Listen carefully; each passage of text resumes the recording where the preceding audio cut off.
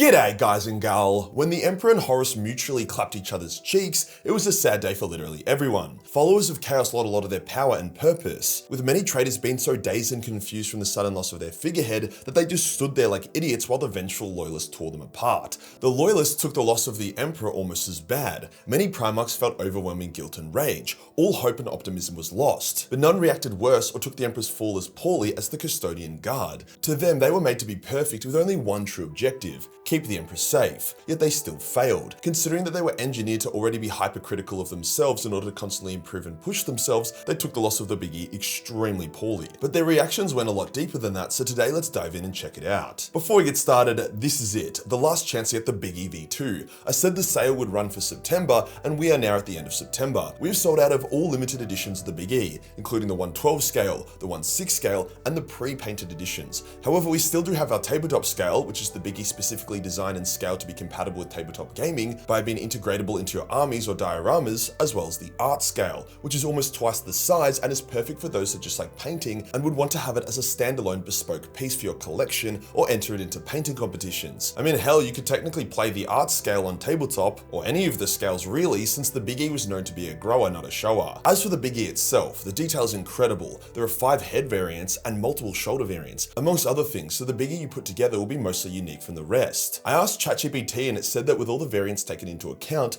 the Biggie V2 has 40 unique combinations, so there you go. Don't forget, we're also still running the Biggie V2 Dice Diorama giveaway, where for as little as $10 you could be in the running to take this bad boy home. Runner-up prizes include a 16 Biggie, a 112 Biggie, and a pre-painted Biggie, which makes it our largest ever prize pool for a giveaway, so don't miss out on that. Link will be below. Final 24 hours, guys and gal. We may keep some of the Biggies live for a bit longer past that depending on stock, so it's still worth having a look if you're seeing this past 24 hours, but this will be the last promo of that on this channel. So for those of you that are sick to death of Biggie V2, you can breathe easy. Today we'll go over the Custodian Guard's reaction to their Lord's fall, as well as how it impacted and changed them. Let's get into it.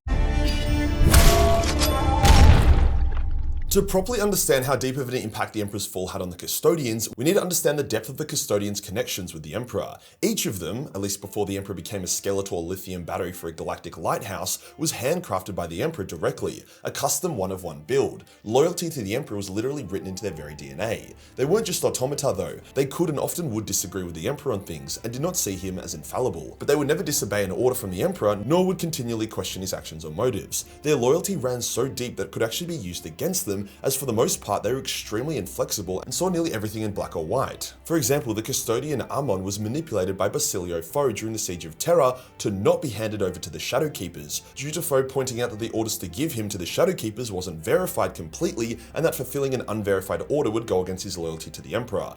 Amon knew Foe was being a shithead and manipulating him, but he also had to concede the point, sparing Foe's life for a little bit longer. The point I'm making is that the Custodians were absolute in all things, absolutely loyal, absolutely incorruptible, absolutely perfect, which in itself was an exploitable weakness. During the Great Crusade, they experienced nothing but overwhelming victories at their Emperor's side. They were unstoppable and proud. However, the heresy was a terrible time for them. The fall of Prospero was a victory, but not one the Custodians wanted. The war in the Webway was a crushing defeat that saw almost 90% of them killed. Even smaller mistakes, such as the Custodian who was tricked by traitor White Scars into arresting loyalist Emperor's children and world eaters, which resulted in his own death and the death of other loyalists. They were feeling pretty shit about themselves, but then an opportunity presented itself. Horus lowered the shields of the vengeful spirit and the Emperor summoned his Heteron, the greatest of the Custodians, to his side to launch a daring teleportation boarding action. This was their chance to redeem themselves, to fight by their Emperor's side and win the war. All past failures would be washed away. 2 contingents teleported to the vengeful spirit, one led by Valdor, the other by the Emperor, and holy shit wasn't it an absolute disaster. Valdor's complement were immediately attacked on all sides by demons and just begun dying one by one. For the Emperor it was even worse. Most of his Custodians were puppeted by Chaos and forced to attack the Emperor against their will, forcing the Emperor to kill the majority of his Heteron. Only one Heteron lived long enough to be by his Emperor's side during the fight with Horus before he was also killed, whilst every single Custodian in Valdor's complement, bar 1 or 2, were killed by traitors and demons before they could even reach the Emperor. The Custodians did their best and they still failed. They were not by the Emperor's side as he was cut down. Now, was it their fault? No, not at all. Every mistake of the Custodians was a mistake of the Emperor. As I said, their loyalty to him was very exploitable, but that didn't matter to them. But that didn't make it any easier for them. So when the few remaining Custodians carried their Emperor's near-dead body to the Golden Throne and put him on there, what was their reaction? Well, initially it was hope. They believed that the Golden Throne would restore the Emperor to health and bring him back. However, when that didn't happen and the Emperor's body appeared to be decaying instead of healing, that is when the shock really seeped in on the new reality. Their initial reaction was utter and total rage. Yes, they felt some guilt and felt like they let their King of Ages down, but that was massively overshadowed by their hatred towards the Primarchs and Space Marines, who they saw as the true failures and traitors. Their hatred wasn't just reserved for the traitors though, they also hated the loyalists as well, especially those who were not present on Terra during the siege. When Guilliman arrived on Terra and began trying to put the broken pieces of the Imperium back together, the Custodians almost murdered him. He had an audience with Diocletian, the last Custodian tribune, as well as his warriors. Guilliman was getting mad that the Custodians were shunning him and not trusting him and telling him to go fuck himself. Guilliman getting mad at the Custodes absolutely enraged Diocletian, who sent out a signal to his warriors to prepare to butcher Guilliman and his Ultramarines when he gave the word. But he managed to calm himself down and storm out of the audience, as he knew it wasn't his place to decide if a loyalist Primarch lives or dies, no matter how much he wanted to kill him. Custodians were always extremely cool, calm and collected, but the Emperor's fall created a huge shift in their personalities and created this newfound rage and resentment towards all Space Marines and Primarchs, something that would continue to persist even into the current setting. See, the Custodians literally told the Emperor not to make the Primarchs and that they instead would be happy to lead the Imperium's armies. The Emperor ignored this advice and it ended up causing so many issues. So for the Custodians, their thoughts were vindicated, so they felt righteous in their hatred. Almost all Space Marines and Primarchs were expelled from Terra and banned from returning, at least initially, other than the Imperial Fists, who the Emperor named the Praetorians of Terra. The Custodians also lost pretty much all of their command structure, so they had no one to really guide them or temper their wrath. Valdor vanished soon after the heresy ended. All other tribunes were killed during the war in the Webway, as well as virtually all the Heteron Guard. This left Diocletian in charge, and while Dio was a great custodian and leader, at the start of the heresy he was like the least senior of the command structure, and while I'm sure he did his best, he was a young, fiery custodian, and is likely the reason why the Custodians became incredibly reclusive, withdrew from the Imperium and its politics, and spent most of their time sulking in the Imperial Palace. They didn't give two shits about the Imperium, and only ever intervened in anything if the Emperor gave them a sign or instruction to do so via their dreams, or if they perceived something was going to be a threat to the Emperor. Probably the greatest tragedy of their self-exilation into the palace was their abandonment of the Sisters of Silence. The Silent Sisterhood was extremely close to the Custodes. Each custodian was paired with a sister, and they would form an incredibly close bond. The sisters were only allowed to exist in the Imperium with such honor because of the Emperor and the Custodian Guard. However, when the Emperor fell and the Custodians became a bunch of emos and stopped caring about the Imperium, the sisters were left to fend for themselves. As they were blanks, and blanks sucked to be around,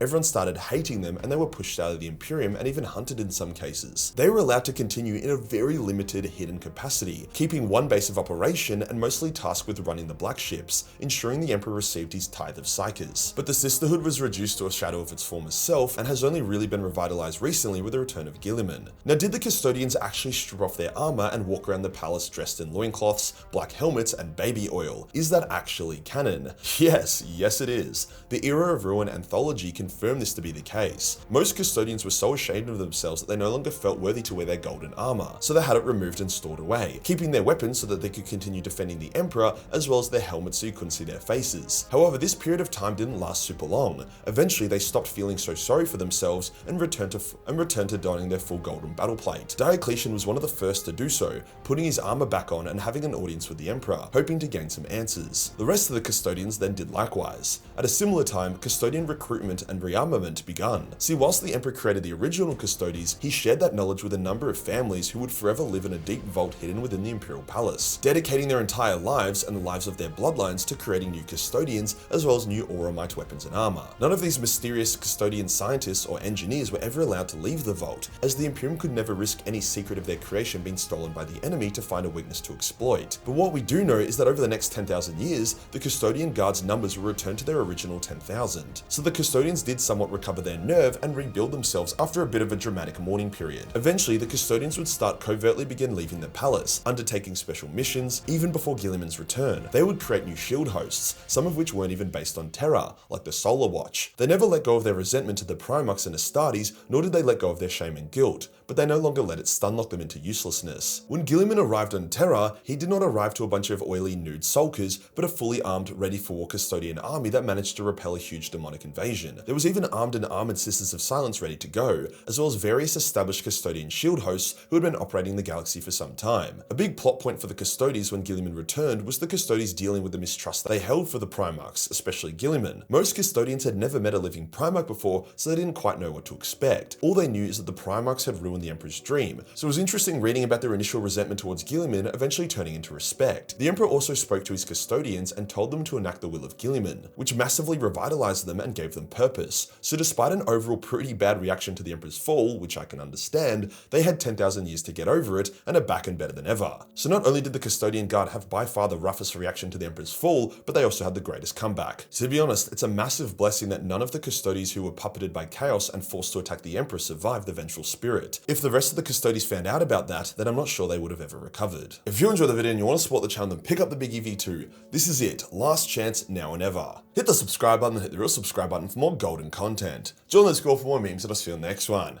Peace.